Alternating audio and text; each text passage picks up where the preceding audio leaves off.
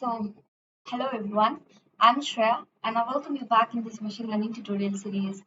So, till now we have discussed what are the different approaches of hierarchical clustering and what are the different steps, and we also have implemented like that is hierarchical clustering, and we have imported it we have done it into four steps, that is importing the libraries, finding clusters with the help of dendrogram, and training the model, and then visualizing the cluster as well.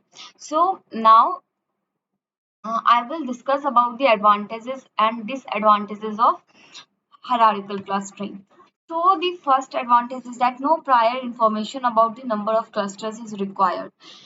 So after getting like the dendrogram, then only we will have the value of the dendrogram.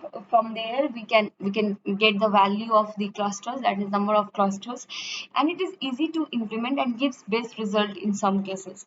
So it actually gives best result, as you have already seen that in k-means clustering we will need to have the like a elbow graph, and from there we need to get the value of k. So but if we think about like k means clustering and hierarchical clustering, the number of codes, like the codes were very much simple in hierarchical clustering, and so that's why it stays that it is very much easy to implement to implement the hierarchical clustering.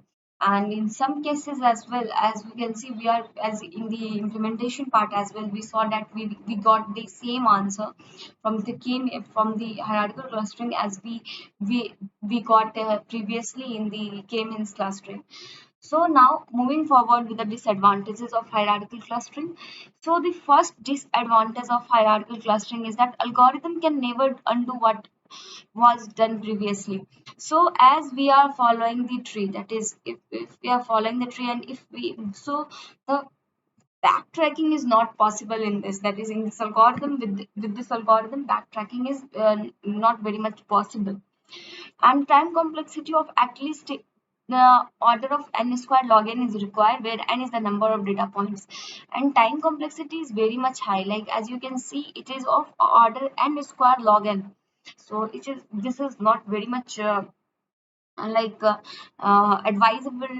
to use such time complexity for for finding only the clusters, like for getting the number of clusters. And based on the type of distance matrix chosen for merging different algorithm can suffer with one or more of the following: sensitivity to noise and outliers, breaking large clusters, difficulty handling different size cluster, and convex shapes.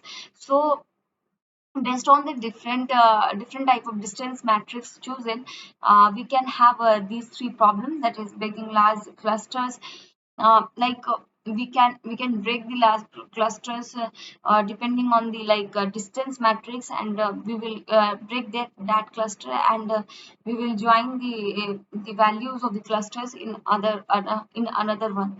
No objective function is directly minimized.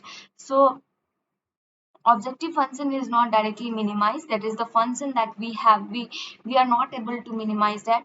Sometimes it is difficult to identify the correct number of cluster by the dendrogram. So as you can see, it is stating that the uh, sometimes it is not very much easy to find the number of clusters. Suppose we have this much, like